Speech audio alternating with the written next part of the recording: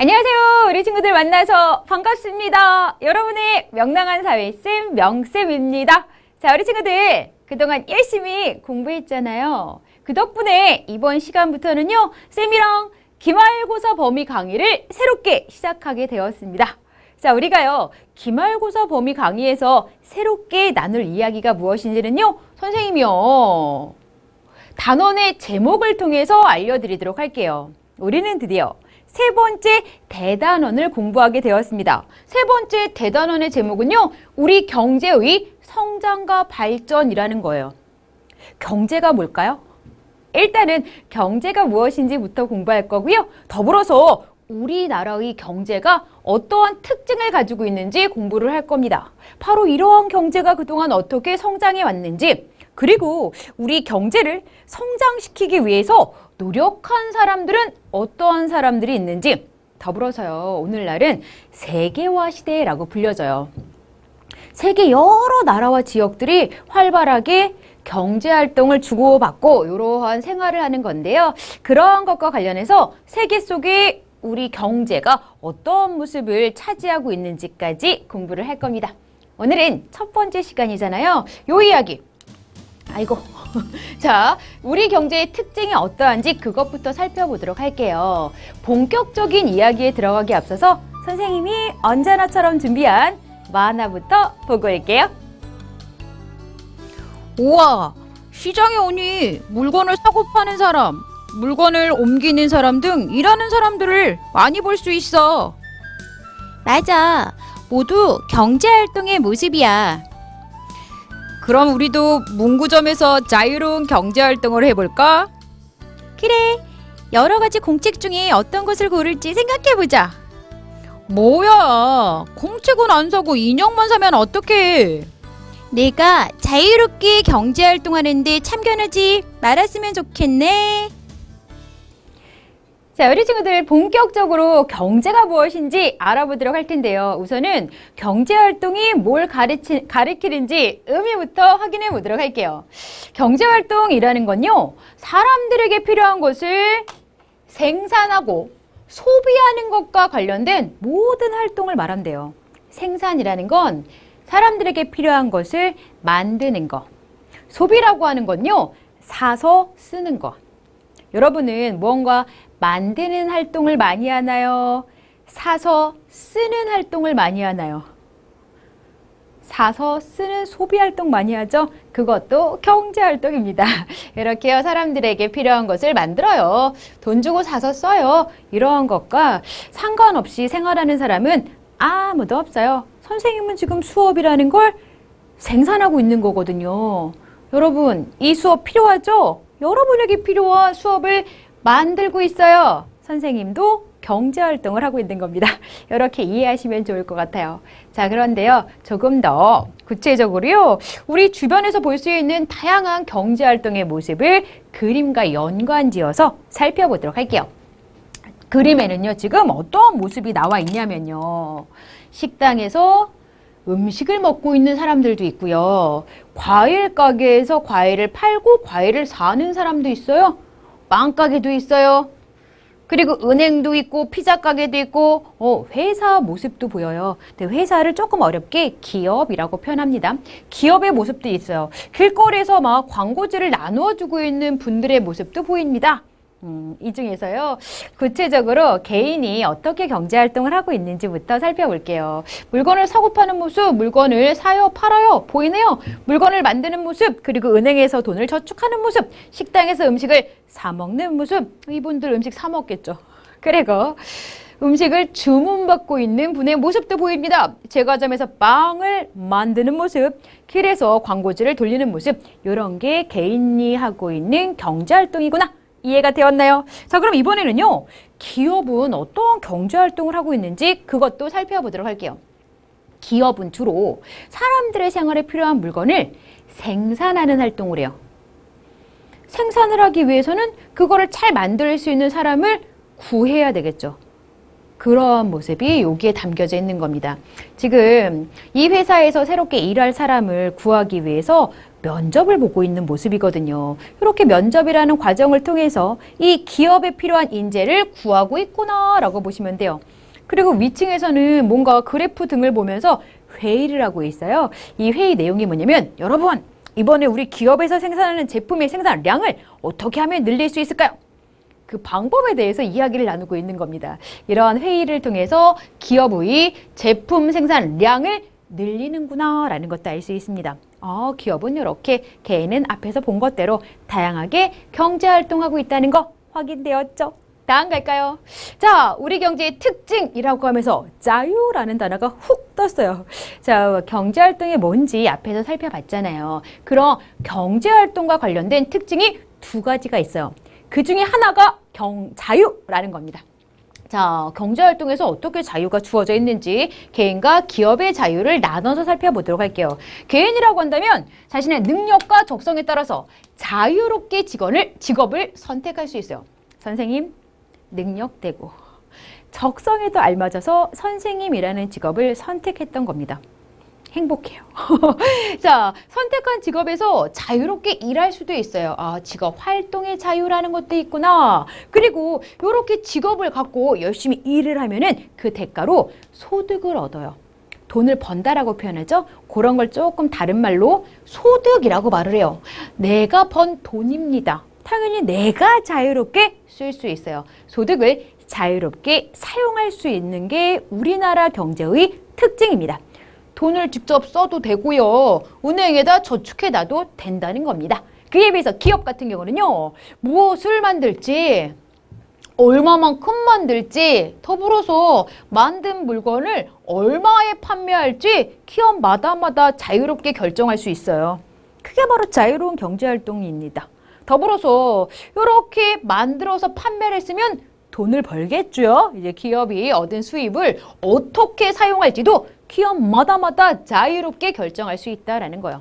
그래서 우리나라 경제의 중요한 특징, 자유라고 말할 수 있어요. 됐나요? 자, 그런데 자유만 우리나라 경제의 특징이 아닙니다. 두 번째 특징, 바로 경쟁이라는 게 있어요. 요것도 또 중요해요. 요것도. 경쟁이라는 건 여러분, 원하는 걸 얻기 위하여 서로 겨루는 걸 가르쳐요. 똑같은 것을 원하는 사람들끼리는 그것을 자신이 얻기 위하여 겨룰 수밖에 없어요. 경제활동에도 이러한 경쟁이 나타난다는 겁니다. 제 개인은 어떠한 식으로 경쟁을 하냐면요. 자신이 원하는 것을 얻기 위하여 노력하는 과정에서 경쟁을 한다. 예를 들어서 이제 같은 직업을 얻기 위해서는 그 직업을 내가 차지하기 위해서 같은 직업을 원하는 다른 사람들과 경쟁할 수밖에 없어요. 기업에서는 그 기업에서 일할 사람을 구하기 위해서 면접 같은 걸 봅니다라고 얘기했죠. 사실 그 기업은 한 명만 구해서 일을 시킬 건데 면접을 보러 온 사람은 가, 나, 다, 라 4명씩이나 되는 경우, 오히려 40명, 50명 되게 많은 경우가 있거든요. 그럴 때 이 가, 나, 다, 라 4명이 이 직업을 차지하기 위해서 경쟁할 수밖에 없어요. 됐죠? 그리고 또 기업도 여러 가지 경쟁을 해요. 많은 물건을 팔아서 더 많은 이윤을 얻기 위하여 여러 가지 방법으로 경쟁을 한다. 당연하죠. 기업은 물건을 만들어서 팔아야 돈을 버는 거거든요. 물건을 많이 만들기만 하는 게 아니라 많이 팔고 싶어요. 당연히 자기 기업의 물건을 다른 기업의 물건보다 더 많이 팔기 위하여 여러 가지 경쟁을 할 수밖에 없겠죠. 그리고 기업들은 질 좋은 제품을 만들거나 새로운 기술을 개발하고 우수한 인재를 뽑는 등 다양한 노력을 한다. 이 말은 무슨 말이냐면은 똑같은 물건을 만들어서 판매하는 기업이 두 개가 있어요. 당연히 자기 기업의 물건이 좀 더 질이 좋았으면 좋겠고, 질 좋은 물건을 만들기 위해서는 우수한 인재를 뽑아다가 그 물건을 만들게 해야죠. 우수한 인재가 질 좋은 물건을 만들 테니까, 그래야지 질 좋은 물건이라서 더 많이 팔릴 테니까, 그래야지 더 많은 이윤을 얻을 수 있으니까 이러한 식의 경쟁을 기업도 한다라고 보시면 됩니다. 그러면 우리 정리를 한번 해보도록 합시다. 자, 우리나라 경제는 특징이 두 가지입니다 라고 얘기했죠. 하나는 자유, 하나는 경쟁 두 가지입니다. 그거를 좀 문장으로 정리를 해볼게요. 개인과 기업들이 경제활동의 자유를 누리고 있어요. 뭐 하고 싶은 대로 여러 가지를 하는 모습이 나타나요. 그렇지만 자신의 이익을 얻기 위하여 다양하게 경쟁을 하고 있기도 해. 자유와 경쟁 두 낱말 잘 잡아두셔야 합니다. 됐죠? 자, 이렇게 해서요. 일단 경제에 관련해서 첫 번째 공부해야 될 개념학습 마무리하도록 할게요. 자, 우리 친구들 지금도요 계속해서요 첫 번째 이야기 우리 경제의 특징에 대해서 알아보도록 할 거예요. 근데 우리가 앞에서 이미 우리 경제는 자유와 경쟁 두 가지 중요한 특징을 가지고 있습니다. 공부했죠. 이번에는요 그렇게 공부한 내용과 관련해서요 자유와 경쟁이라는 게 우리 생활에 어떠한 도움을 주는지 살펴보도록 할 겁니다. 자유와 경쟁이 우리에게 도움을 준다고? 어떠한 도움을 줄까요? 자, 일단 경제활동의 자유와 경쟁은요. 개인이든 기업이든 능력을 최대한 발휘할 수 있도록 도와줘요. 자유롭게 하고 싶은 걸 선택해서 할 수 있게 해주는 거잖아요. 그러다 보니까 즐거워. 내가 하고 싶은 일을 하니까 즐겁죠? 즐겁기 때문에 열심히 하게 돼요. 열심히 한다는 걸 다른 말로 바꿔 능력을 최대한 발휘할 수 있다라고 말할 수 있어요. 그리고 또 최대한 능력을 발휘하지 않고서는 경쟁에서 이길 수가 없어요. 경쟁이라는 건 똑같은 걸 얻기 위한 사람들 간에 겨루는 과정이잖아요. 겨뤄서 내가 이기기 위해서는 최대한 능력을 발휘해야죠. 그래서 경쟁을 통해서도 사람들이나 기업은 최대한 능력을 발휘하기 위해서 노력하게 되는 겁니다. 아하, 이게 바로 우리들에게 주는 도움이네. 그리고 또 기업 간에는 경쟁을 진짜 다양하게 하거든요. 이러한 기업 간의 경쟁이요. 소비자들에게 다양하고 질 좋은 물건을 싸게 살 수 있는 기회를 제공해 줍니다. 라고 설명이 나와 있어요. 요거는요. 조금 더 구체적으로 기업이 어떤 경쟁을 하고 있는지 그 모습을 보여주면서 설명해 드리도록 할게요.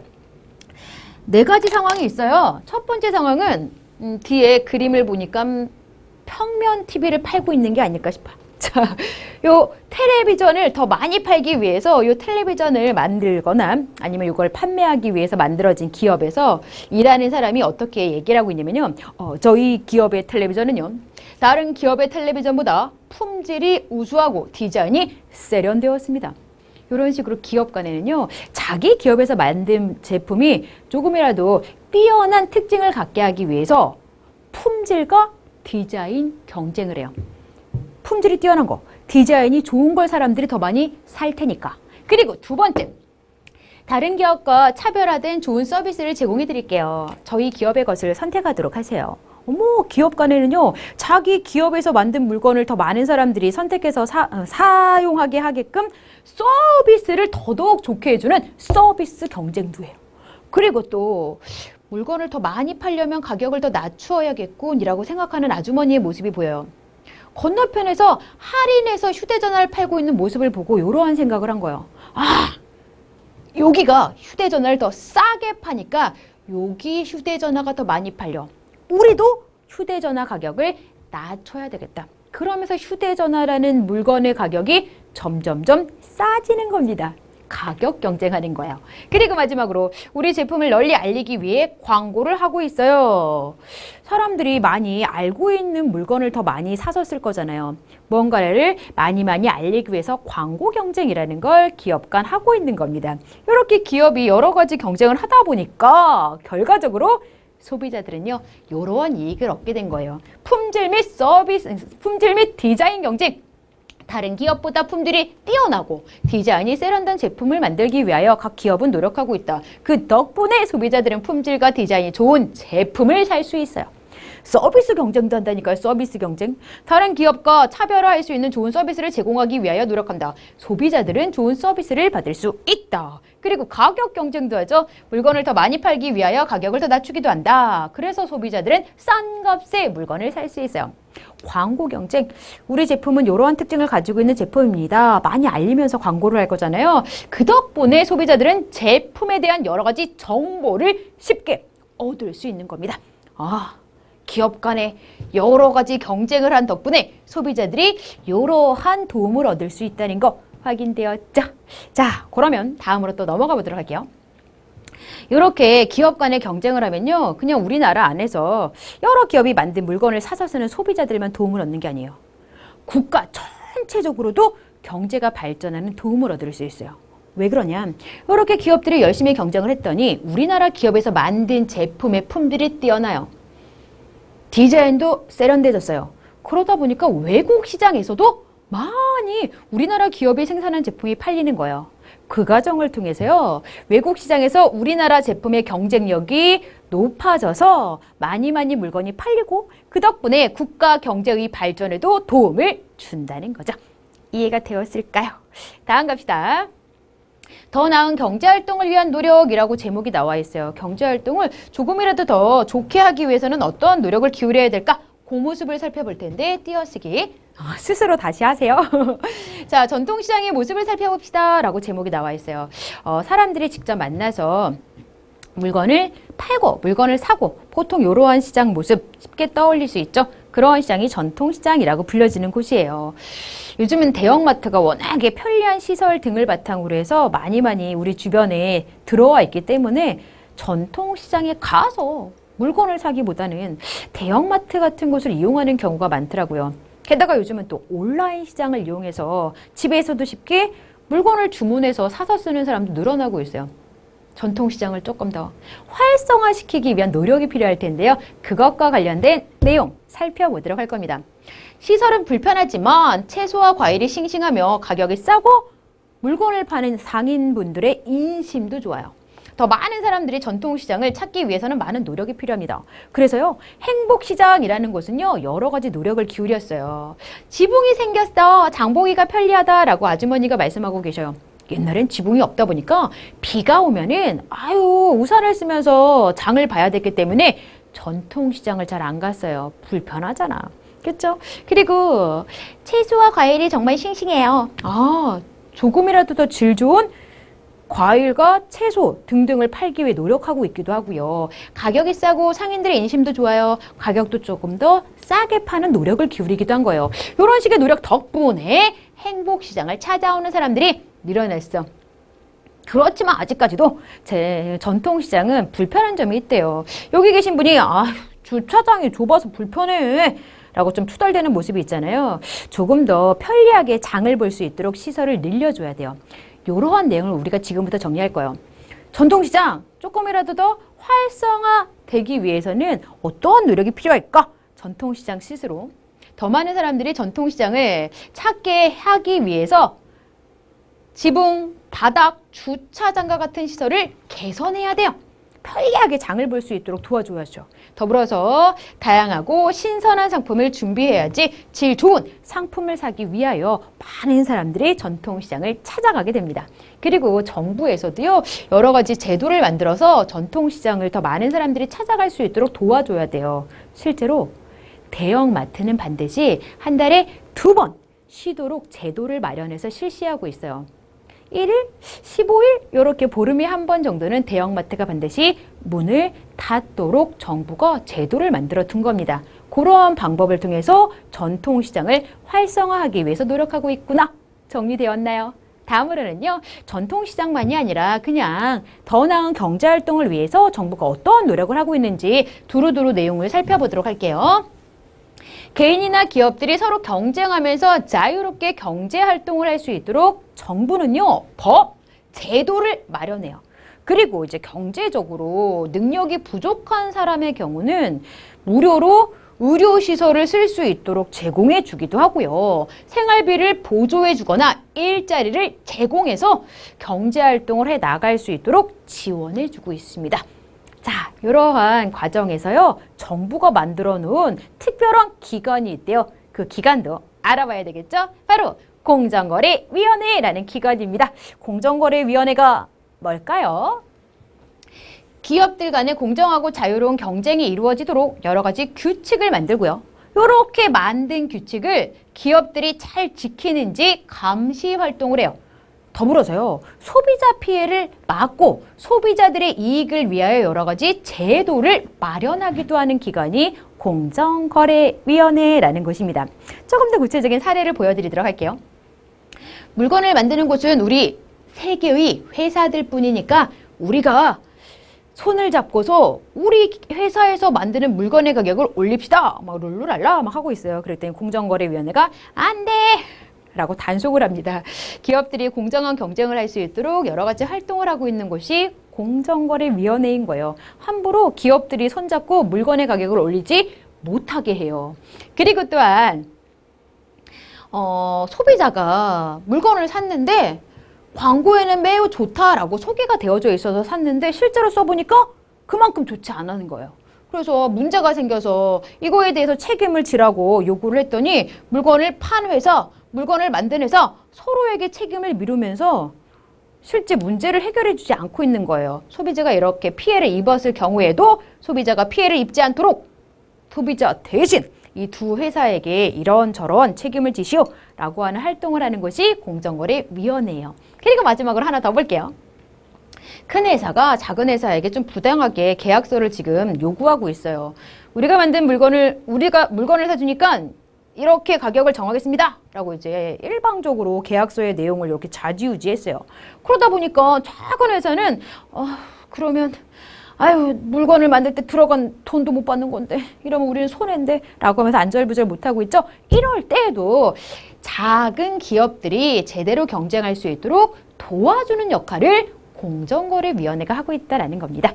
공정거래위원회, 경제활동이 올바르게 이루어지기 위해서 꼭 필요한 국가기관이라는 거 알 수 있었죠? 이번에 우리가 새로 배울 이야기는 여기까지입니다. 이렇게 해서 개념학습 마무리하도록 할게요.